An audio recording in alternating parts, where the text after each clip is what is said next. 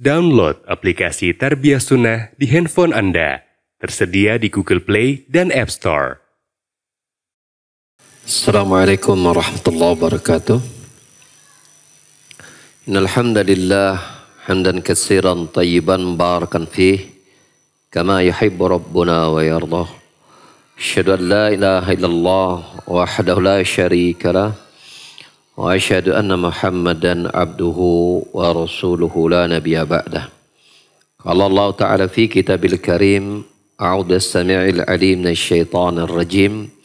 Ya ayyuhalladzina amanu taqullaha haqqa tuqatih wa la tamutunna illa wa antum muslimun. Ya ayyuhan nasu taqu rabbakum alladzi khalaqakum min nafsin wahidah wa khalaqa minha zawjaha وبث منهما رجالا كثيرا ونساء واتقوا الله الذي تساءلون به والأرحام إن الله كان عليكم رقيبا يا أيها الذين آمنوا اتقوا الله وقولوا قولا سديدا يصلح لكم أعمالكم ويغفر لكم ذنوبكم ومن يطع الله ورسوله فقد فاز فوزا عظيما أما بعد. Bapak-bapak dan ibu-ibu, ikhwan maupun akhwat, para jamaah yang hadir di Masjid Umar bin Khattab di Desa Selacau, Bandung Barat, dan juga para pendengar dan pemirsa yang bergabung di Tarbiyah Sunnah Media. Pada kesempatan kajian kita di sore hari ini, kita masuk kepada ayat yang ke-200 dan 201, mungkin sampai 202 ya.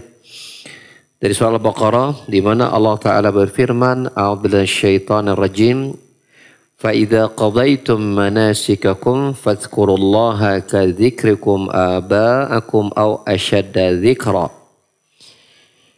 Faminan nasi man yaqulu rabbana atina fid dunya wa ma lahu fil akhirati min khalaq. Wa minhum man yaqulu rabbana atina fid dunya hasanah wa fil akhirati hasanah wa qina adzaban nar. Allah Ta'ala berfirman pada ayat yang ke-200-nya, apabila kalian telah menyelesaikan manasik kalian, nusuk kalian. Nusuk ini maknanya ya, artinya ibadah kalian. Jadi apabila kalian telah menyelesaikan ibadah kalian, apa saja ibadah kalian, walaupun kata nusuk itu lebih banyak digunakan pada ibadah haji dan ibadah adzabah, yaitu menyembelih. Seperti pada konteks ayat innas salati wa nusuki wa mahyaya wa mamati lillahi rabbil alamin. Ya, sesungguhnya salatku wa nusuki, nusukku. Nah, nusuk di sini maksudnya ada sembelihanku. Ya.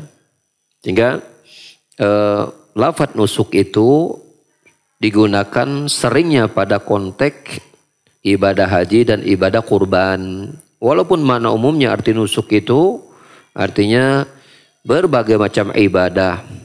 Sehingga kita artikan fa idza qadaitum manasikakum. Bila kalian telah menyelesaikan ibadah kalian, fadhkurullaha kadzikrikum aba'akum aw ashadda dzikra. Maka berzikirlah kepada Allah, ingatlah kepada Allah sebagaimana kalian mengingat bapak-bapak, nenek-nenek moyang kalian. Jadi di zaman jahiliyah itu, ya, apabila orang-orang jahiliyah telah menyelesaikan suatu amalan ibadah, mereka sering menyebut-nyebut ya nenek-nenek moyang mereka. Maka Allah mengatakan, bila kalian telah menyelesaikan suatu ibadah, ya, maka ingatlah Allah, banyaklah menyebut Allah. Bukan saja seperti kalian banyaknya dengan menyebut seperti kalian menyebut nenek-nenek moyang kalian, tapi bahkan lebih banyak dan lebih besar daripada itu. Jadi dalam kalian berzikir kepada Allah harusnya bahkan lebih banyak daripada kalian mengingat, menyebut nenek-nenek moyang kalian. Lalu kemudian Allah menyebutkan pembagian manusia setelah di sini tentu kaitannya dengan ibadah haji. Maka di antara orang-orang yang melaksanakan tentu ibadah haji itu, kita tahu bahwa orang musyrikin juga banyak melakukan amalan-amalan haji tapi disertai dengan kesyirikan. Maka Allah Ta'ala berfirman, "Faminan nasi", di antara manusia ada yang berdoa kepada Allah, yaitu dengan doa, "Rabbana atina fid dunya", berikanlah ya Rabb kami, berikanlah kepada kami dunia, apa-apa yang ada di dunia. Dan wa ma lahu fil akhirati min khalaq, dan dia itu tidak mendapatkan apapun bagian di akhirat. Wa minhum may yaqul, di antara mereka ada yang berdoa dengan berkata, "Rabbana atina fid dunya hasanah", ya Rabb kami, berikanlah kepada kami kebaikan di dunia dan juga kebaikan di akhirat, dan jagalah kami dari adab neraka.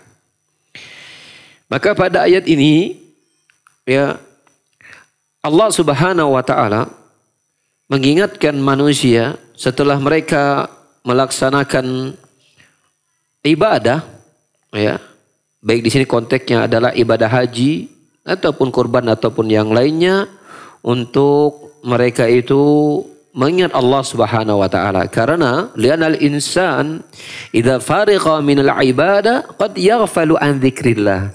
Karena namanya manusia, bila dia telah menyelesaikan satu ibadah, kadang-kadang mereka cepat melupakan Allah Subhanahu wa taala. Ya, baru selesai sholat, kakara ya beberes sholat langsung ingatnya langsung ke yang lain, ya, lupa kepada Allah Subhanahu wa taala. Jadi Allah ingatkan untuk apa? Ya, banyak berzikir. Ya.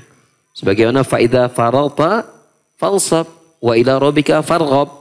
Bila kalian telah menyelesaikan satu ibadah, cepatlah berpindah kepada ibadah yang lain. Selesai sholat, pindah kepada ibadah yang lain. Di antaranya apa? Banyak berzikir kepada Allah Subhanahu wa taala. Ya, kemudian di dalam ayat ini Allah Subhanahu wa taala ya membagi manusia ke dalam dua golongan. Wa minan nas, dan di antara manusia, min di sini lil ba'd, ya, litab'id, artinya untuk ya menjelaskan pembagian. Di antara manusia ada yang berdoa kepada Allah, tentu ini contoh yang buruk dari mereka tersebut. Yaitu berdoa apa? Berdoa agar Allah Subhanahu wa taala memberikan semua ya perkara-perkara dunia. Ya, semua perkara-perkara dunia. Maka dalam sebuah hadis diriwayatkan dari Sa'id bin Jubair dari Ibnu Abbas radhiyallahu anhuma, ia berkata, ya ini di dalam hadis Ibnu Abi Hatim, ya. Dia berkata suatu kaum dari masyarakat Badui datang ke tempat wukuf di Arafah. Wukuf di Arafah itu tanggal berapa? Tanggal titik-titik Zulhijjah berapa? Tanggal 9. Dan memang Arafah ini, wukuf di Arafah, tempat dan waktu yang mustajab untuk berdoa. Nah, ada di antara jamaah haji itu ada orang Arab Badui datang ke tempat wukuf, lalu mereka berdoa begini, ya Allah, jadikanlah tahun ini sebagai tahun yang hujan turun teh banyak, tahun kesuburan, tahun kelahiran anak yang baik. Nah, kalau mungkin orang menyebutnya, jadikan tahun ini tahun usaha teh jadi berkembang, begitu kan? Maka Allah Ta'ala menurunkan ayat ini di antara manusia yang melaksanakan ibadah haji itu, ya, ada di antara mereka contohnya orang Arab Badui ini. Ketika mereka wukuf di Arafah, mintanya urusan dunia mulu. Maka Allah celah. Ya. Kondisi seperti itu. Ya. Maka setelah mereka datanglah orang mukmin dengan iman yang benar ke tempat wukuf tadi di Arafah tadi. Mereka berdoa dengan doa yang benar, yaitu dengan doa Rabbana atina fid dunya hasanah. Kalau yang tadi sebelumnya kan ya Rabbana atina fid dunya, ya Allah berikanlah kami semua urusan dunia. Tapi orang beriman tidak saja hal-hal yang berkaitan dengan dunia, tapi ingin kebaikan dunia. Ya. Dan kebaikan dunia kata Ibnu Katsir rahimahullah taala umum. Mana Rabbana atina fid dunya umum maknanya. Ya. Kata Ibnu Katsir, kebaikan di dunia ini mencakup semua permintaan yang bersifat duniawi. Apa saja? Satu, kesehatan. Ya, agar kita tetap sehat. Itu ada dalam doa Rabbana atina fid dunya hasanah. Ya, kedua, rumah yang luas. Ya. Syukur-syukur bisa kabelinya, amin. Gitu ya. Bagi yang ngontrak, doa Rabbana atina fid dunya hasanah ya, agar dapat rumah nggak ngontrak lagi. Tidak saja rumah sih tapi juga gede. Jadi teringat hadis Nabi nih. Nabi kan malah berkata arbaun min sa'adah. Ada 4 perkara tuh yang mendatangkan kebahagiaan. 1, apa coba cing? Istri yang luas atau soleha? Istri yang soleha. Istri yang luas nanti macam-macam ya gambarannya ya. Istri yang soleha, kendaraan yang bagus, rumah yang luas, dan tetangga yang baik. Coba kalau salah satunya nggak ada, apalagi 4 yang nggak ada, ripuh orang masuk cobanya. Tetangga we nu gopetnya, nu goreng. Istri teh solehanya, rumah gede. Ya. Kemudian kendaraan bagus, tetangga pada mana unggul, atuh aman orangnya. Gitu tetangga teh enggak goreng orang wae gitu nya.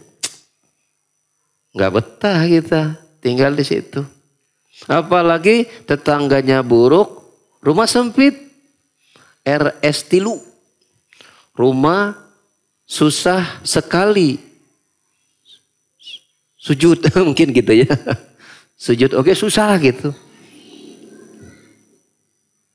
Ya. Apalagi kendaraannya tidak bagus. Kendaraan mah ada. Tapi setiap mau dipakai kada didorong lah. Begitu jalan mogok deui gitu kan. Nah, itu bermasalah itu. Ya. Yang keempat apa? Istri yang solehah. Jadi bila seseorang telah memiliki pasangan yang solehah, rumah yang luas, kendaraan yang bagus, tetangga yang baik, wah itu udah dunia itu udah mantap sudah. Tapi apakah mengumpulkan semua kebaikan dunia? Tadi sudah dibahas. Sehat juga perlu. Kata Nabi SAW hadis riwayat Muslim, man asbaha aminan fi sirbih wa mu'afan fi jasadi wa inda qutu yawmi fa ka'anna ma ulqiyad dunya bi hadafira rawahu Muslim. Barang siapa yang di pagi harinya ya aminan fi sirbih, lingkungannya aman. Wa mu'afan fi jasadi, badannya sehat. Wa inda qutu yawmi, dan dia memiliki makanan yang bisa dikonsumsi hari itu, faka'annama ulqiyad dunya bihadafiriha, maka seolah-olah dia telah diberikan dunia dengan segala isinya. Jadi ketika kita punya badan sehat, ya, rumah yang luas, kendaraan yang bagus, ya, badan yang sehat, ya, tetangga yang baik, istri yang tidak saja soleha tapi juga cantik, rezeki yang berlimpah ruah, ya, gemaripah loh jinawi, gitu kan. Plus ada 2 lagi. Ilmu yang bermanfaat dan amal soleh. Karena bila itu berkaitan dengan sifatnya materialistis saja, kebaikan dunia belum dapat tuh. Karena orang kafir juga sebagian mereka, bahkan di antara mereka banyak diberikan yang seperti itu. Plus ilmu yang bermanfaat dan amal soleh yang diterima. Makanya Rasulullah Sallallahu Alaihi Wasallam mengajarkan kepada kita untuk meminta setiap habis sholat subuh dengan 3 permintaan. Habis sholat subuh, di antara zikir pagi, Rasul mengajarkan doa untuk diminta di tiap pagi habis subuh, yaitu dengan doa Allahumma inni as'aluka ilman nafi'an, 1, wa rizqan wasi'an, 2, 3, wa amalan mutaqabbala. Ya Allah, aku minta kepadamu ilmu bermanfaat, rezeki yang baik, dan amalan yang diterima. Kita butuh Allah Subhanahu wa taala menerima amal kita. Yang bila Allah kabulkan doa itu, Allah jadikan hati kita itu ikhlas dalam beribadah dan di atas tuntunan Rasulullah sallallahu alaihi wasallam dalam mengerjakannya. Kemudian di antara kebaikan dunia tadi sudah kita sebutkan kendaraan yang nyaman dan yang lainnya, mendapatkan pujian manusia juga ya, itu termasuk bukan kita cari tapi orang menghargai menghormati kita, itu juga kebahagiaan. Tentu kita tidak bahagia kita bertemu dengan orang-orang yang tidak menghormati kita, tidak menghargai kita. Itu makna Rabbana atina fid dunya hasanah. Sebelumnya pada ayat Al-Baqarah 200-nya itu Allah menceritakan tentang orang-orang yang meminta dunia itu tidak ingin kebaikannya. Ya, seperti orang Arab Badui tadi ketika mereka di Arafah doanya tidak doan seperti itu. Adapun kalau yang kedua adalah mereka yang beriman minta kebaikan dunia. Minta kebaikan dunia. Tapi juga minta kebaikan akhirat. Ya. Minta kebaikan akhirat. Apa makna kebaikan akhirat? Maknanya adalah tafsir katsir, yaitu masuk surga. Ya, dan seluruh cakupan yang ada dalam rangkaian menuju surga. Ya, seperti ketika dihisab, ini juga nukil saya minta tafsirnya, ketika dihisab, ditimbang, dia tahu hisabnya itu dengan hisab yang mudah. Ketika dihisab dengan hisab yang mudah. Ya.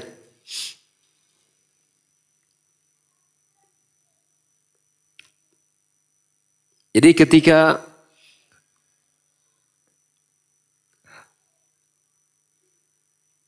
Allah Subhanahu wa taala berfirman, wa yuhasabu hisaban yassira, dan dihisab dengan hisab yang mudah. Maka Aisyah radhiyallahu anha teringat Nabi pernah bersabda, tidaklah seseorang itu dihisab kecuali dia akan binasa.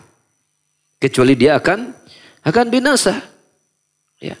Lalu apa maksudnya kemudian hisaban yassira itu?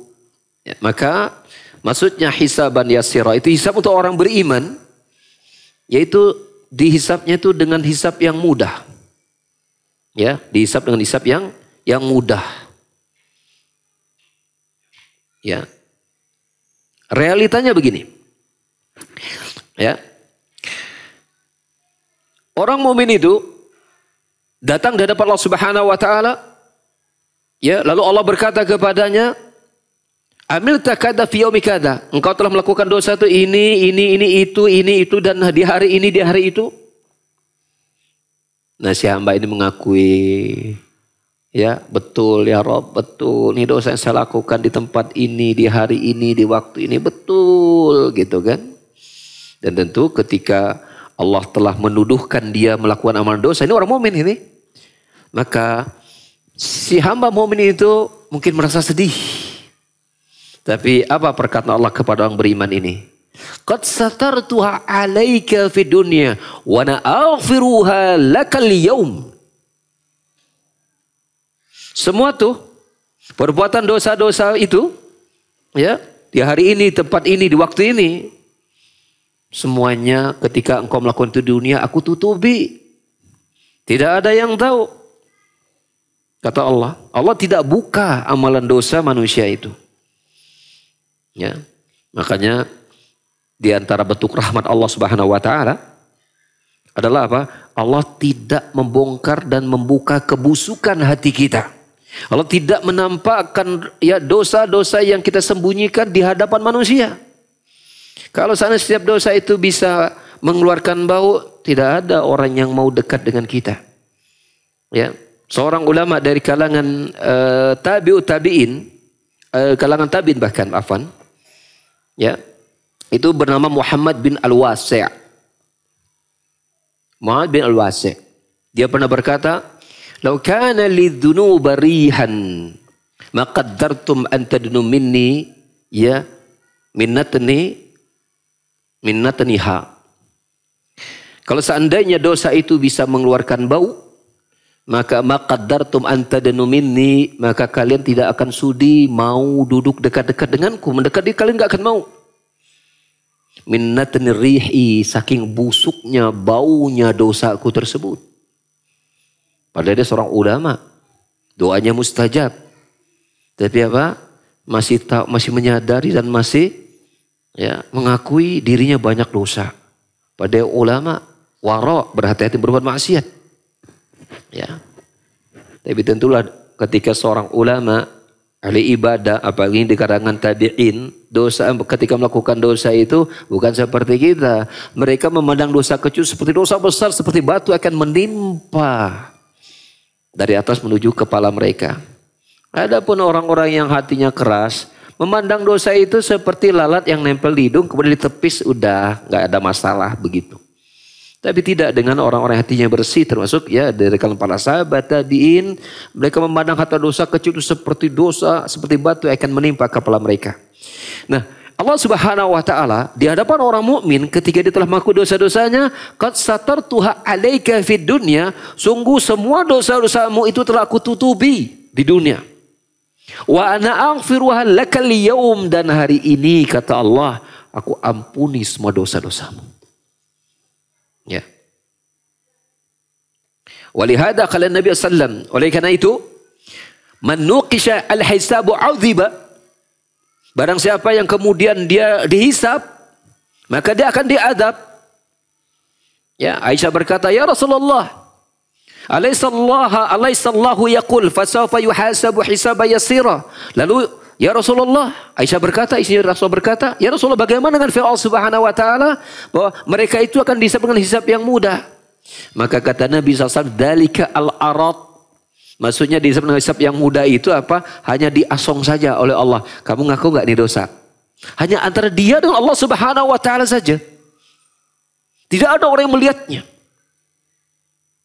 Allah tutupi aibnya dulu di dunia, bahkan di akhirat pun orang mukmin Allah tutupi aibnya di akhirat, sehingga ketika mereka berkumpul di padang mahsyar, banyak mata yang memandang orang ini tidak ditampakkan dosanya di hadapan Allah Subhanahu wa taala. Maka Allah berkata, qad satartuka fi dunya wa ana aghfiru lakal yaum. Dulu di dunia aku tutupi aib-aibmu dari dosa-dosamu, dan hari ini aku ampuni. Bahkan di hari yaumul kiamah pun Allah juga tidak bukakan aib-aib dan dosa-dosa orang mukmin. Ya, cukup antara diri dengan Allah. Itulah makna dihisab dengan hisab yang mudah. Allah mujahalna, ya. Allahumma hasibna hisaba yassira. Ya, semoga Allah berikan kita hisab yang mudah. Amin, Allahumma amin.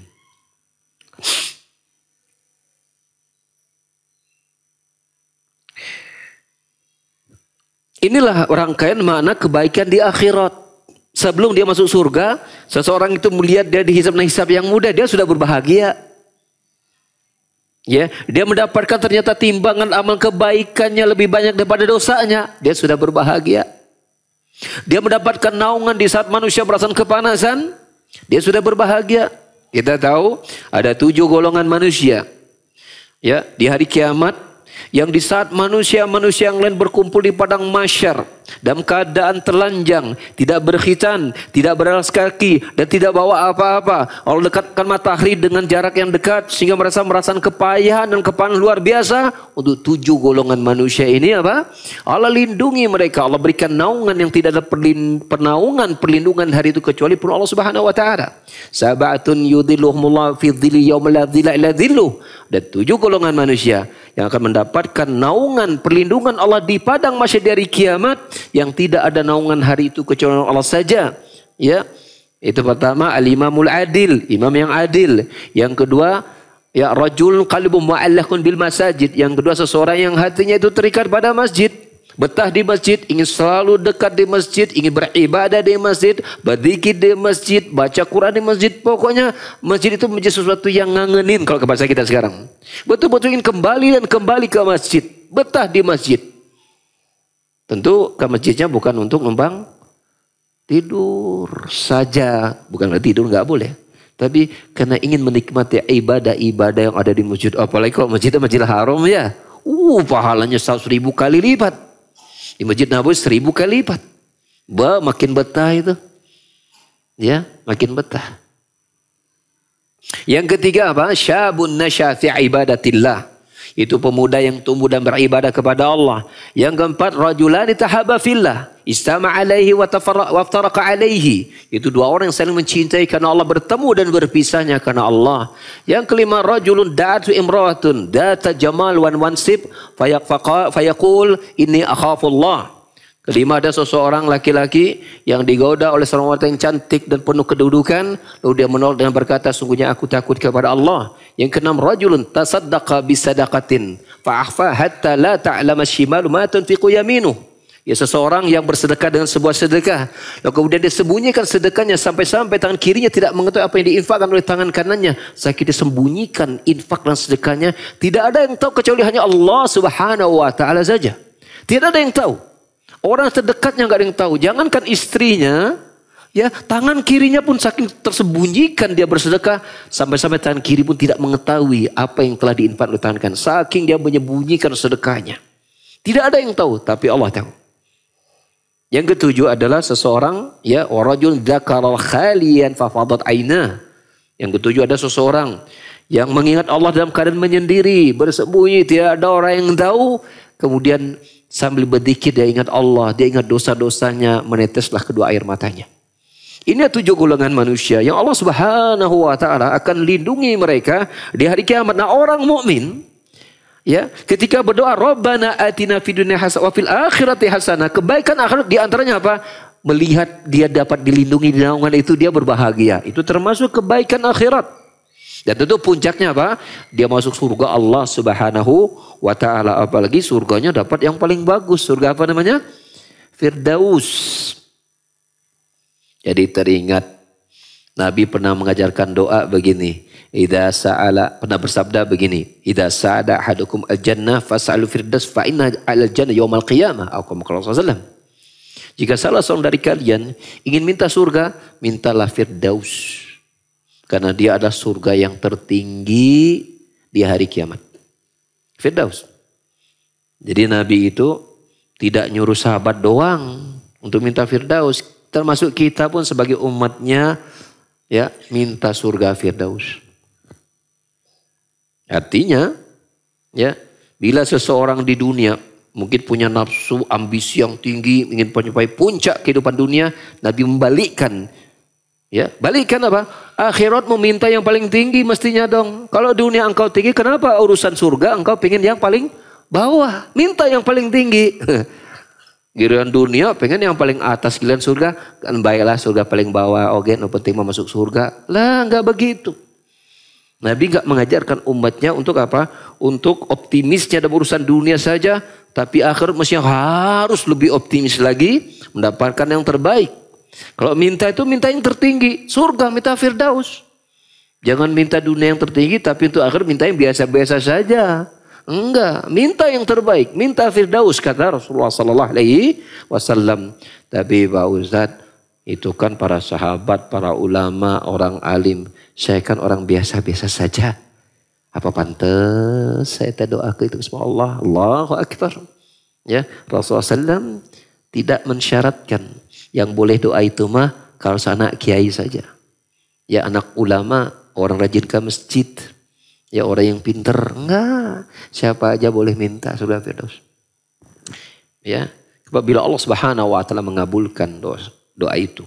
Bisa jadi ada 1 atau 2 amalan yang dia amalkan, ya, yang itu pahalanya melesatkan dia sampai ke surga firdaus. Kita enggak tahu. Makanya tetap minta yang terbaik di sisi Allah Subhanahu wa taala. Kemudian waqina adzaban nar. Apa artinya waqina adzaban nar? Dan jagalah kami dari adab neraka. Makna waqina adzaban nar, ya, mana waqina adzaban nar? Maka ini maknanya 2. Kata Syekh Muhammad bin Shalih Al-Utsaimin, ya, وقنا عذاب النار أي اجعل لنا وقاية من عذاب النار فهذا يشمل شيئين الأول العصمة من الأعمال الموجبة لدخول النار الثاني المغفرة للذنوب التي توجب دخول النار. dukhulan nari. Mana wa qina adzabannar, dan jagalah kami dari adab neraka. Ya, maknanya adalah ya Allah berikan kepada kami itu benteng, perisai, tembok yang dapat menghalangi kami dari adab neraka. Nah, tembok itu penghalang dari adab neraka itu berupa dua model. Yang pertama, ya, maksudnya apa? Ya Allah, lindungilah kami dari beramal amalan yang memasukkan kami ke dalam neraka. Dari amalan-amalan diharamkan. Makanya di antara doa yang Nabi ajarkan apa? Allahumma inni as'aluka fi'lal khairat wa tarkal munkarat wa idza aradta bi'ibadika fitnatan faqmini ilaika ghairu maftun. Ya kan? Nabi mengajarkan di antara doa yang Nabi ajarkan adalah Allahumma inni as'aluka fi'lal khairat. Ya Allah, aku minta kepadamu untuk bisa melakukan amal-amal kebaikan. Wa tarkal munkarat. Juga aku minta kepadamu ya Allah agar bisa meninggalkan perkara-perkara yang mungkar. Perkara-perkara maksiat. Perkara yang Allah haramkan, yang kau haramkan ya Allah, berikan pertolongan itu ya Allah. Ya, wa hubbal masakin, dan aku minta kepadamu ya Allah untuk mencintai orang-orang yang miskin, orang-orang yang lemah. Kenapa? Kita ini kalau dekat sama orang yang miskin, yang lemah, ya, kita akan banyak bersyukur. Ada kisah orang yang soleh diceritakan oleh para ulama. Dia ini orang kaya. Ya.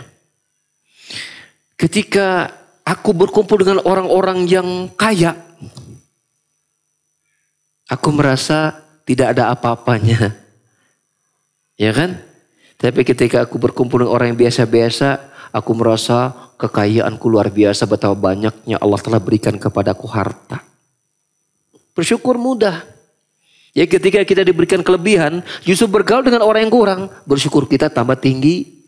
Karena ternyata masih banyak orang-orang di bawah kita masih belum diberikan seperti apa yang telah kita minta, yang Allah berikan kepada kita. Makanya Nabi SAW menekankan dalam sabdanya, "Unduru ila huwa man asfala minkum, wa la tanzuru ila huwa man fawqakum. Dzalika ajdaru ala tazunni ni'matallahi 'alaikum." Lihat orang di bawah kalian.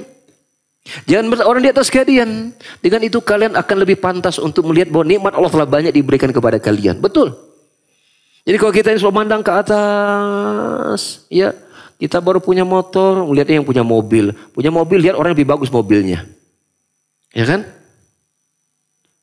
Apalagi tetangga saya mobilnya lebih bagus. Gitu kan? Parkirnya pada rendeng gitu kan. Walaupun sama catnya beda kualitas ya. Gitu misalnya gitunya, gitu. Nah, kalau melihat tetangga, kalau udah pengen begitu mah kasih siksa. Tapi lihat yang di bawah kita. Masih banyak orang yang belum punya kendaraan, kemana-mana nyeker, ya, pakai sendalnya nyeker men sendalnya oge. Masih susah. Ada yang bisa berjalan, ya, kita bersyukur Allah masih berikan kita bisa berjalan. Di antara orang ada yang berjalan harus menggunakan kursi roda. Yang pakai kursi roda melihat lagi di bawah. Ada orang yang nggak bisa duduk acan arjwe ngegol sepanjang masa. Kenapa? Karena ternyata tulangnya telah korpos. Kenapa? Pengapuran pada tulang. Hanya nggak bisa bergerak ke sana kemari. Hanya tidur di kasur sepanjang waktu. Maka banyak lihat ke bawah. Kata Syekh Muhammad bin Utsaimin ketika menafsirkan hadis itu dalam Syarah Bulughul Maram dalam Kitabul Jami' bagian akhir dari Kitabul Bulughul Maram, kata beliau, itu pun Anda terapkan dalam urusan agama. Jadi bila Allah telah berikan kenikmatan agama, Anda merasa baru sedikit nih, maka lihat ada yang lebih sedikit daripada Anda yang Allah berikan nikmat agama. Saya, Pak Ustadz, saya boro-boro hafid dan hafidhoh. Ya, juz 30 juga baru hafalnya 4 kul. Qul ya ayyuhal kafirun, qul wallahu ahad, qul a'udzu birabbil falaq, qul a'udzu birabbin nas. Entar dulu. Yang lain boro-boro hafal. Pegang Al-Qur'an aja belum pernah, padahal muslim, KTP-nya muslim. Tapi Anda alhamdulillah. Maka Anda jangan lihat yang hafalannya ya terlalu lebih daripada Anda bila dikaitkan dengan ingin bersyukur. Tapi bukan berarti tidak fastabiqul khairat, tetap kita harus ada motivasi untuk menaikkan level kita. Harus ada. Tapi jangan sampai kita terlalu bersedih karena baru sedikit yang Allah kasih, jangan. Kenapa? Sedikit pun itu juga merupakan nikmat Allah. Betul tidak? Sedikit. Jadi tidak disyaratkan wajibnya bersyukur itu nikmat itu harus banyak dulu baru bersyukur. Entar dulu nikmat yang sedikit dari Allah bukan? Dari Allah.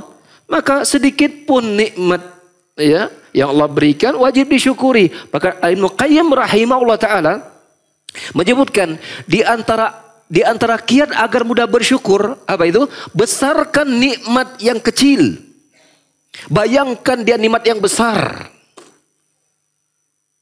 Ya, ketika Anda ya makan dengan lauknya hanya kerupuk doang, unggal kerupuk teh, bayangkan bahwa itu nikmat yang sangat besar.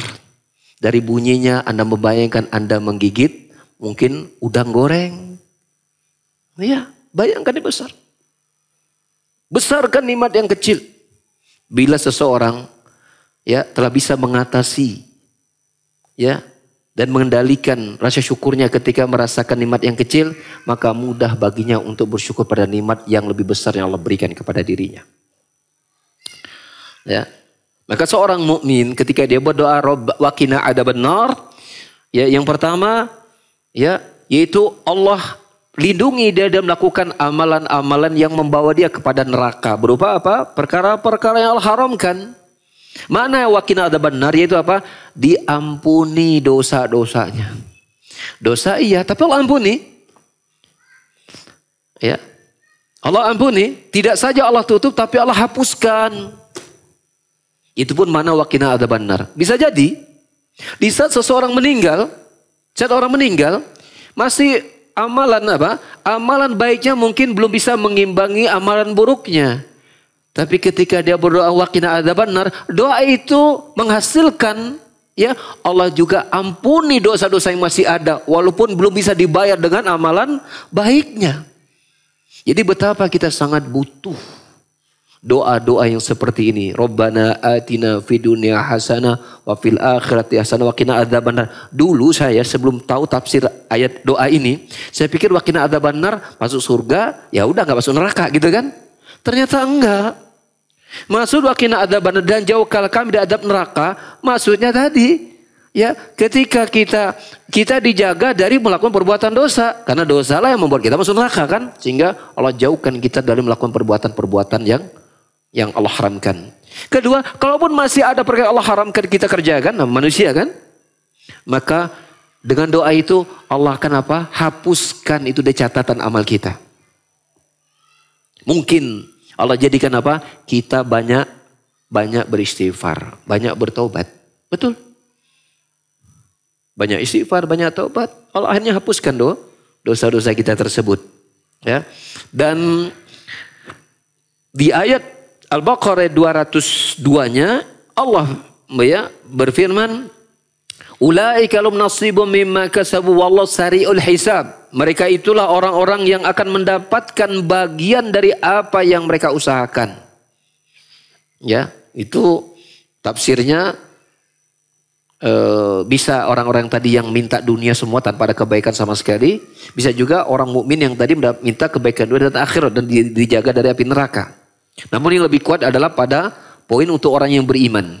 Mereka itu yang berdoa dengan doa Rabbana atina fid dunya hasanah wa fil akhirati hasanah wa qina adzabannar. Mereka akan mendapatkan bagian apa yang mereka minta dan mereka usahakan tadi. Wallahu sari'ul hisab, dan Allah sangat cepat perhitungannya. Baik, maksudnya cepat dari sisi waktu menghitungnya, waktunya, maupun dari sisi ya tidak ada yang terlewat. Kan bisa jadi penghitungan itu cepat tapi yang terlewat, atau tidak ada yang terlewat tapi lambat. Ya, Allah menghitungnya dengan cepat, artinya tidak ada yang terlewat dan ya semuanya tercover dengan mudah di sisi Allah Subhanahu wa taala. Ya, ayat-ayat tadi memberikan pelajaran kepada kita, anna sawaba yakunu bil adl, sesungguhnya ganjaran pahala itu diletakkan dengan timbangan yang adil. Dengan timbangan yang adil. Dan ketika Allah berfirman, ya ulaika lahum nasibun mimma kasabu, mereka akan mendapatkan apa-apa yang mereka usahakan. Ini juga menjadi bantahan bagi kaum Jabriyah yang tidak mau berusaha, tidak mau beramal, semuanya hanya cukup dikembalikan kepada Allah, ya. Kemudian juga memberikan faedah bahwa hisab, perhitungan itu ada di hari kiamat, dan itu juga ketika Allah menghisabnya dengan hisab yang cepat, menunjukkan tamamu qudratillahi ta'ala, menunjukkan sempurnanya kekuasaan Allah Jalla wa'ala, dan sekaligus menunjukkan isbatu ilmillahi ta'ala, menunjukkan juga ketetapan akan apa? Ilmunya Allah Subhanahu wa taala. Ya, dikarenakan apa? Li'annal muhasib la budda ayakuna ladaihi ilmun yuqabilu bihi min hisabih ma yuhasibuh. Karena yang menghitung itu mesti harus berilmu terhadap yang dihitung. Kalau dia nggak punya ilmu tentang cara menghitung, nanti akan ada yang salah. Ya, Allah itu ya benar, ya cepat dalam menghitung amalan-amalan hambanya. Dan semoga Allah Subhanahu wa taala hisab kita di hari kiamat dengan hisab yang mudah, ya. Dan saya tutup dengan sebuah kejadian yang terjadi di zaman Nabi SAW berkaitan dengan doa Rabbana atina fid dunya hasanah wa fil akhirati qina adzabannar. Al-Imam Bukhari, ini diriwayatkan dalam tafsir Ibnu Katsir. Al-Imam Bukhari meriwayatkan dari Ma'mar, dari Anas bin Malik, semoga Allah meridhoinya, dia berkata Rasulullah sallallahu alaihi wasallam berdoa. Rasul berdoa begini, Allahumma rabbana atina fid dunya hasanah wa fil akhirati hasanah wa qina adzabannar. Nah, Rasul itu bahkan itu termasuk di antara doa yang paling banyak dibaca oleh Nabi adalah doa ini. Ya, Nabi itu yuksiru hadad doa, memperbanyak doa ini, kata Anas bin Malik. Jadi ya banyak berarti kan mungkin berkali-kali dan nggak tahu berapa ini. Ya, seperti itu. Kemudian masih dari sahabat Anas bin Malik. Mengapa tentang Nabi SAW ini banyak diriwayatkan dari Anas? Ya, kita tahu Anas ini adalah pembantu Nabi SAW. Sejak umur 10 tahun, sejak masih sangat kecil, dia sudah ya menjadi pembantu Nabi SAW di rumah Nabi SAW. Jadi pantas dia di antara sahabat yang paling banyak meriwayatkan ya baik perkataan dan perbuatan Nabi, ya, yaitu adalah Anas bin Malik. Imam Ahmad meriwayatkan dari Anas bin Malik, semoga Allah meridhoinya, bahwasanya Rasulullah sallallahu alaihi wasallam pernah menjenguk seorang muslim yang sudah sangat lemah seperti anak burung. Seperti anak burung, ya, burung, kalau anak burung ya berarti kecil. Sangat lemah. Berarti kalau ini gambaran kalau kayak kita sudah seperti hanya tertinggal kulit dan tulang. Hanya tertinggal kulit dan tulang. Jadi sangat kecil badannya, seperti anak burung, saking kecilnya. Jadi kalau anak burung kan berarti mungkin kalau tidur tuh mungkin melengkung begitu, ya. Lalu Nabi Shallallahu Alaihi Wasallam bertanya kepada orang ini, atad'ullaha syai'a? Jangan-jangan engkau ini pernah meminta sesuatu kepada Allah, ya? Apa jawaban ini? Ya, bala ya Rasulullah, pernah ya Rasulullah. Aku pernah berdoa begini kepada Allah, ya Allah, jika engkau menetapkan siksaan kepadaku di akhirat, maka apa? Tumpahkan saja kepadaku itu di awal di dunia sekarang, ya Allah. Maksudnya sahabat berkata supaya di hari kiamat dia tidak disiksa lagi. Apa komentar Rasulullah SAW? Subhanallah. Ya. La tastati'. La tutiq. Subhanallah, maksudnya Allah, engkau nggak akan sanggup. Nggak akan sanggup engkau apa? Menahan siksaan Allah di dunia. Kemudian di akhirat kan begitu. Nggak akan sanggup. Ya, kau nggak akan kuat untuk apa? Menjalaninya, nggak akan kuat. Nggak akan kuat. Ya, mengapa engkau tidak mengucapkan dengan doa Allahumma rabbana atina fid dunya hasanah wa fil akhirati hasanah wa qina adzabannar? Kenapa enggak diganti dengan yang itu? Ya Allah, berikanlah kepada kami kebaikan dunia dan kebaikan di akhirat, dan jagalah kami dari adab neraka. Ya, maka kemudian Rasulullah SAW mendoakan ya kesembuhan buat sahabat tersebut, dan Allah Subhanahu wa taala pun menyembuhkan sahabat tadi. Ya, sahabat itu kok doanya makbul. Ya. Dan sahabat ini bukan ingin mendolimi dirinya, bukan, tetapi saking takutnya dia dengan apa? Dengan adab neraka. Dia rela untuk menderita di dunia, Tapi Nabi SAW zat yang diutus untuk menebarkan rahmat kasih sayang ya kepada umatnya berkaitan dengan apa? Dengan pemahamannya kepada Allah Subhanahu wa taala termasuk balasan di akhirat. Ya seperti itu. Oleh karenanya berbanyaklah kita membaca doa ini. Ya, dan sekarang kita sudah paham kalau kita minta doa Rabbana atina fid dunya hasanah, mintanya apa itu maksudnya? Minta dikasihkan istri yang solihah, kendaraan yang bagus, badan yang sehat, rumah yang luas, rezeki yang melimpah. Cukup sampai di situ? Belum, kebaikan dunia belum pol. Sampai dikaitkan agar Allah memberikan kita apa? Ilmu yang bermanfaat dan amal yang soleh. Dan amal yang diterima. Dan itu Rasul ajarkan doa itu di tiap habis sholat subuh kita kan. Allahumma inni as'aluka ilman nafi'an wa rizqan wa mutaqabbalan. Kebaikan di akhirat maksudnya apa? Mulai di hari kiamat melihat hisab yang mudah, timbangan yang dia dapatkan apa? Di timbangan pahala yang lebih banyak, dapat kecatatan dari kanan, mendapatkan naungan, dia berbahagia. Dan juga mananya masuk ke dalam surga, sedangkan waqina adzabannar mananya dua, yaitu apa? Agar Allah menjauhkan kita, melindungi kita dari berbagai macam amalan yang membuat kita dekat kepada neraka, yaitu dijauhkan dari berbuat maksiat, melakukan perbuatan yang Allah haramkan. Juga kalau memang ada dosa yang belum kita taubati, kita minta Allah apa? Menghapusnya dalam catatan amal kita. Itulah makna waqina adzabannar. Maka setelah kita tahu maknanya seperti itu, seriuslah kita meminta dengan doa tersebut.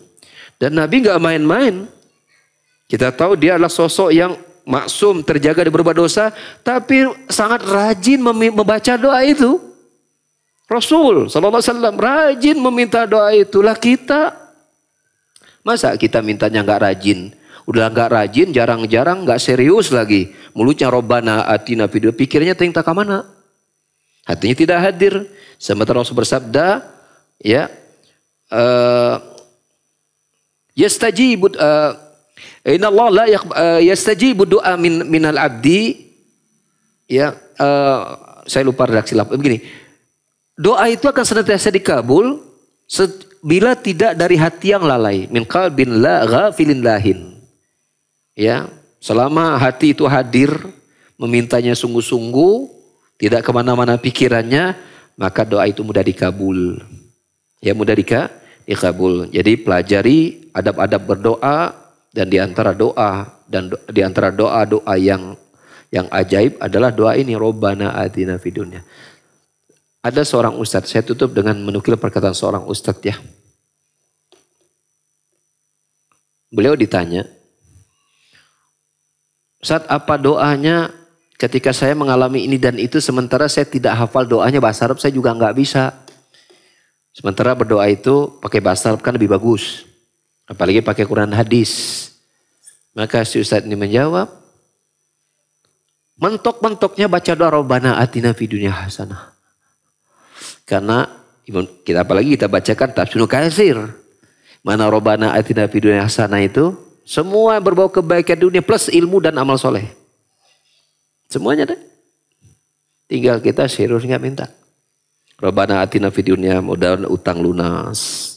Ya, badan sehat, yang sakit diberikan kesembuhan, ya urusan dilancarkan, rezeki dipermudah, rumah yang bocor ada yang nambalin, kan gitu. Apa aja. Ya kalau kita minta Rabbana atina fid dunya itu yang termuncul pada diri kita itu masa-masa pengen hilang. Yang muncul pada kita hal yang ingin didatangkan itu mana Rabbana atina fid dunya. Tinggal serius mintanya. Dan Allah Subhanahu wa taala bila ingin mengabulkan doa hambanya, Allah akan jadikan hati orang berdoa itu serius meminta kepada Allah Subhanahu wa taala. Ilha. Serius minta bari ngemis, bari memelas sambil menangis. Fokus, tidak kemana-mana. Ya, bahkan saking seriusnya minta tuh tangannya sampai diangkat ke atas sampai ketiaknya itu kelihatan. Ya, saking mintanya sangat butuh. Apalagi mintanya di penghujung malam, tidak ada mata yang memandang, ya, maka mudah bagi Allah untuk mengabulkan doa. Ya, demikian para jamaah sekalian kajian yang bisa kita bahas pada hari ini, dan semoga Allah Subhanahu Wa Taala ya memberikan taufik dan hidayah kepada kita untuk kita bisa berdoa ya. Dan semoga doa kita menjadi doa yang khusyuk ya, menjadi doa yang mudah diterima oleh Allah Subhanahu wa taala. Dan semoga Allah Subhanahu wa taala mengumpulkan kita dan semua orang kita cintai di surganya. Amin Allahumma amin. Subhanakallahumma hamdika asyhadu an la ilaha illa anta astaghfiruka wa atubu ilaik. Wa akhiru da'wana alhamdulillahi rabbil alamin. Assalamualaikum warahmatullahi wabarakatuh.